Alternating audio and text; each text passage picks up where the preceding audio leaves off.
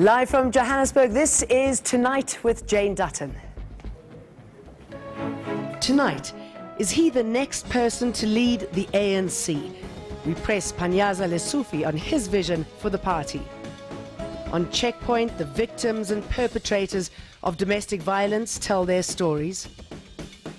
The Chinese step in to save Eskom, but at what cost? And South African sports star is going global. Kgotatso Montjane joins us in the studio. This is Tonight with Jane Dutton.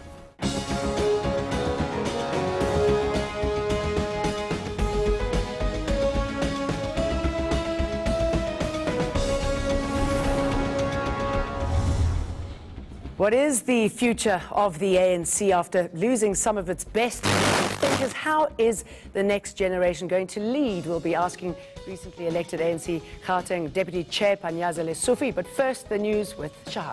Thank you, Jane. Appreciate it. Our top stories this hour. President Cyril Ramaphosa is a step closer to his $100 billion investment target. South Africa signed trade agreements with China worth about $14.7 billion. The two nations cemented the deals earlier today. Ramaphosa says this will deepen relations between the countries. We have signed, as you have witnessed, several agreements and memorandums of understanding that are intended to further deepen our relations, including investment commitments that have been struck to the value of $14.7 billion. President Xi has indicated that China is ready to invest and to work with South Africa in various sectors, such as infrastructure, ocean economy, green economy, science and technology, agriculture and environment, as well as finance.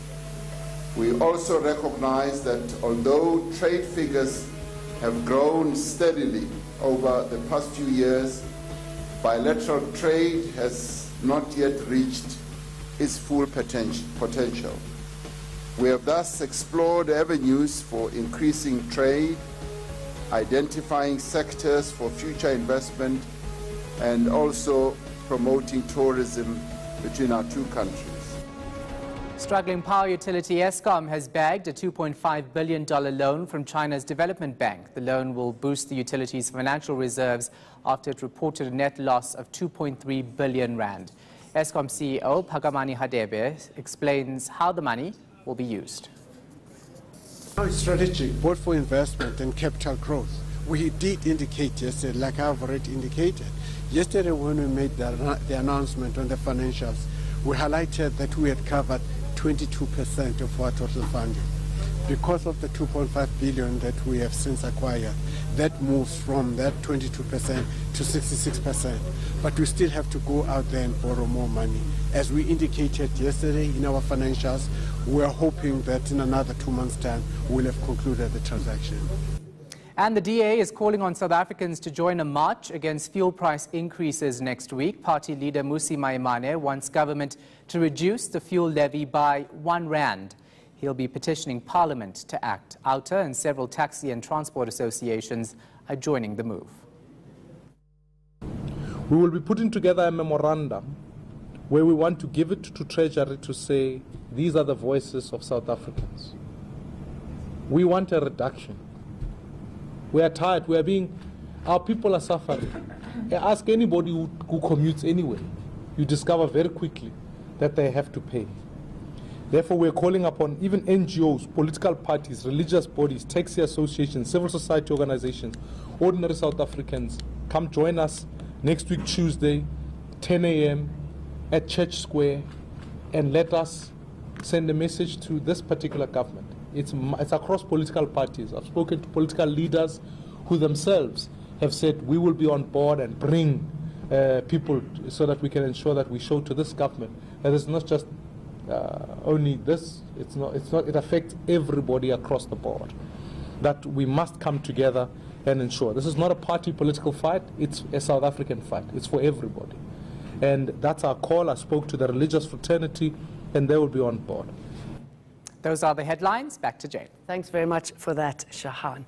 Can Panyaza Lesufi change the face of the ANC in Gauteng? That's my question for the provincial ANC deputy chair. But what's yours? Here's your chance to question him too. You can tweet tonight with Jane Dutton or call in on the number below. Our phone lines are open to you. Mr. Lesufi, very good to have you with us. Let's start off with that question. Can you change the face of the ANC in Gauteng? Surely not. It's not about me. It's about the African National Congress. And it's also about South Africans. If they feel the African National Congress is the body that can change the face of Gauteng, they will do so. Because it's not a good-looking face at the moment, is it? No, what is very important is that what kind of Gauteng do you want to leave to our children? What kind of Gauteng do you want to project to the international community, but most importantly, to us as South Africans? Because, to be quite frank, it would be very, very dangerous to leave Gauteng to be either on an autopilot and to leave things to resolve themselves. So we need to be there and ensure that we push it in a manner that South Africans can see that indeed the African National Congress is ready to serve, but most importantly, to listen to them as well. Okay, you say the ANC should be listening to them, that this is a real message to your supporters and possibly not even ANC supporters and to the international community. So let me ask you about this. Keeping on the PEC, the Provincial Executive Committee, the former health MEC, Mhlongwa, implicated in the deaths of at least 144 psychiatric patients. Brian Mhlongwa linked to corrupt activities to the tune of 1.2 billion. What are they doing there? It will be dangerous to project an image that the African National Congress have not acted on these issues. Well, they're not. They're still there. No, let me clarify. Is MEC Gauteng Mhlongwa still an MEC? Surely not. Is still a part of the Provincial Working Committee of the African National Congress? Surely not. Okay, but they are still in a position of power, of making a difference. They are ANC card-carrying members. Well, the conference that we come from raised the same concern that we are raising, to say that these outstanding issues go out there and resolve them. And we are saying we are going to meet urgently, and when we meet, this particular item will be on the agenda, and we're in a position to report back to South Africans. We were instructed by conference, and it comforts us that what conference has instructed resonate with society, because society as well is instructing us, because they really, really believe the ANC is a listening party. They really believe that they must express their views, and they expect this particular party to respond. And with the relevant time that is given to us, we'll be in a position to respond, and we won't disappoint South Africans. Okay, can we, if we may, go back to the end of last year when some of the families were put in this horrific position where the Esidimeni victims testified about their loved ones. Let's just listen in. The government that we have elected did not treat my sibling very well.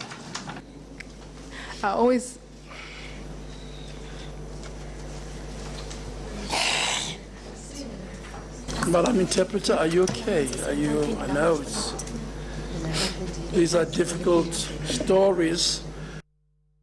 I mean, isn't that just enough to get rid of them? I mean, how do you deal with stories like that? What sort of message is it to those families? It hurts. It pains all of us.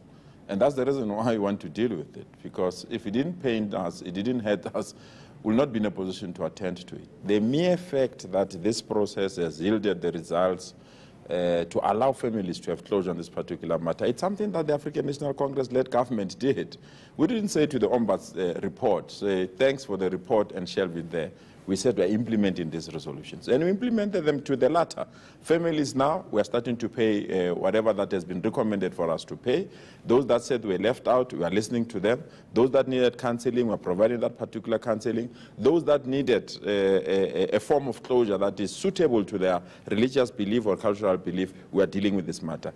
But in terms of the membership of the African National Congress, if that membership is not terminated, a member has the right to stand or to be elected. And if in this particular case... Okay, but then they shouldn't be elected. Excuse me jumping in. I mean, seriously, how can they be elected? That's possibly the government's stance, but how does the party deal with this? The party knows it is in trouble. They clearly need to get rid of the rot. And the only way to do it is to lead by example. Get rid of them. And that's what conference said. But they're still there. No, go and solve it. I mean, we elected yesterday. Conference was yesterday. We were elected yesterday. So when do they go? South Africans, give us time. We will attend to this one. There is no way, and that's the point that we want to emphasize. If you have harmed society, if there's evidence that you have harmed society, and indeed there is a need for us to act, we will act, and we will act decisively. No one is going to be protected, no one is going to be shielded, but must adhere to processes. Because if you don't adhere to processes, you'll commit the same mistakes that will lead to the party being in a terrible state that we have just come out of it. This movement, the African National Congress, is a listening movement that is willing to listen to our people. It's a caring movement that will care for those that are weak, vulnerable.